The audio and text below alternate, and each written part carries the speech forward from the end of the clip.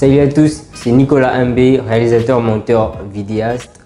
Bienvenue sur cette page, bienvenue sur NXF Film. Alors vraiment je m'excuse et je suis désolé pour cette longue attente, désolé pour ce silence.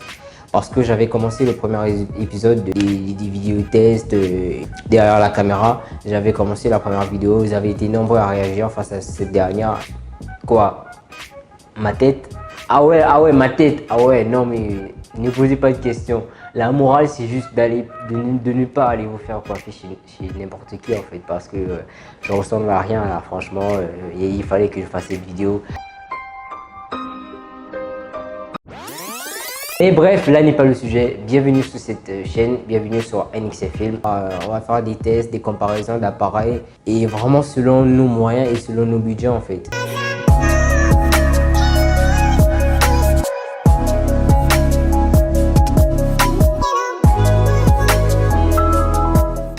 Pour cet épisode 2, on va faire une comparaison du Canon 6D Mark II et de la Sony A6300. Alors la Sony A6300, comme la première vidéo dont je vous avais fait état, c'est la caméra que j'utilise au quotidien, vraiment du lundi au dimanche, du matin au soir. C'est ma caméra de base. Alors principalement j'exerce dans la vidéo, mais j'ai des connaissances aussi en photographie. Tout ce qui va de suite en fait. La Canon 6D Mark II est plus récente que la Sony A6300. La 6D Mark II a un capteur full frame 24-36, tandis que la Sony A6300 a un capteur micro 4 tiers en fait. Et voilà, pour ceux qui veulent plus de détails, description, parce que c'est un terme un peu technique. Au niveau des écrans, les deux sont de 3 pouces en fait, que ce soit la Canon 6D et la Sony A6300. Sauf que la Canon 6D Mark II a un écran digital et celle de la Sony n'est pas digitale. Mais au niveau de la vidéo par exemple, la Canon 6D Mark II, sa capacité d'enregistrement maximale en termes de vidéo, c'est du full frame, c'est du full HD, excusez-moi, c'est-à-dire 1920 par 1080p. Tandis que la Sony A6300 peut filmer jusqu'en 4K à 3000 x 2000. Donc franchement en termes de qualité d'image vidéo, la Sony A6300 est largement au-dessus. En Full HD, elle peut filmer jusqu'à 120 images par seconde à 100 mégabits. Les objectifs que vous avez, les accessoires, les stabilisateurs et tout ça, c'est tout ça qui va définir votre qualité d'image en fait. C'est vraiment ce plus qu'à la Sony A6300 par rapport à la 6D Mark II. Par contre au niveau de la résolution, la 6D Mark II a un capteur de 26 mégapixels alors que la Sony A6300 a un capteur de 24 mégapixels et en plus c'est du micro 4 tiers. Donc vous voyez que en termes de résolution, le ratio de l'image, la 6D Mark II l'emporte brièvement, chapeau Canon. Au niveau de la réactivité de l'autofocus, la 6D Mark II a 45 points de mise au point. C'est-à-dire sur l'écran, vous avez 45 points que l'appareil va calculer en temps réel pour faire la mise au point sur l'objet qui se trouve en face de lui en fait. Tandis que la Sony A6300 a 425 points d'autofocus.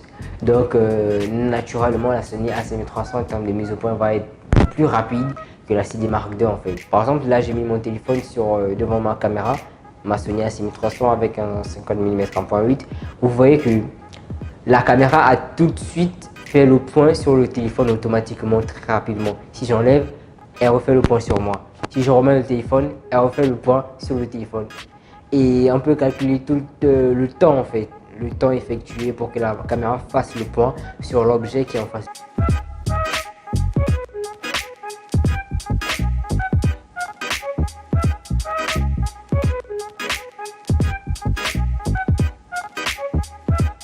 C'est cette réactivité vraiment que nous les vidéastes on adore en termes de vidéo, parce que si vous filmez quelqu'un et vous voulez filmer une autre personne, le temps que la caméra fasse le point sur cette nouvelle personne où vous allez changer le cadre en vidéo, il faut vraiment que ce soit le plus rapide possible. Voilà, j'ai vraiment essayé d'expliquer avec mes termes, essayer de ne pas être trop technique pour que tout le monde puisse essayer de me suivre. Donc j'espère que vous avez compris vraiment au niveau du point de mise au point en fait.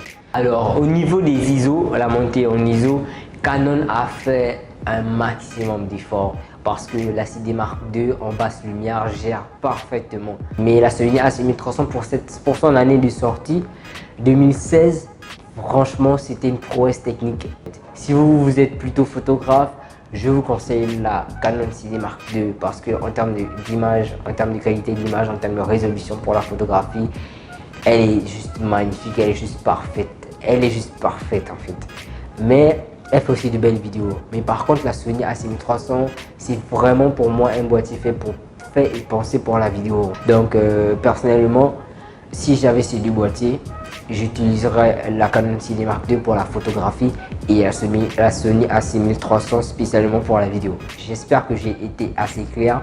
J'espère que je n'ai pas utilisé des termes trop techniques. Au pire des cas, je mettrai des liens en description pour que vous puissiez aller voir les détails techniques de chaque appareil et faites votre choix ou donnez votre avis. Partage le peu que je sais et vraiment, je suis ouvert à tout, à vos critiques, à toute critique, à tout échange, à tout partage. Et on se dit à la prochaine fois, à l'épisode 3. Et portez-vous bien.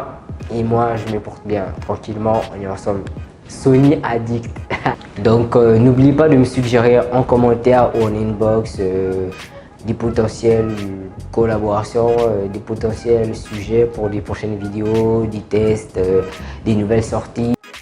Hey, alors merci beaucoup, j'espère que je n'ai pas été trop lent. Voilà, merci beaucoup, on se dit à la prochaine fois pour des nouveaux tests, des nouvelles comparaisons, des making of. Voilà, vraiment vous immerger derrière la caméra, vous montrer ce que je sais car on apprend tous les jours. Et on se dit à la prochaine fois. Juste remercier Bureau Lewis pour la technique au niveau des lumières et sa Canon 6D Mark II qu'il a bien voulu nous prêter pour faire cette comparaison. Et on se dit à la prochaine fois.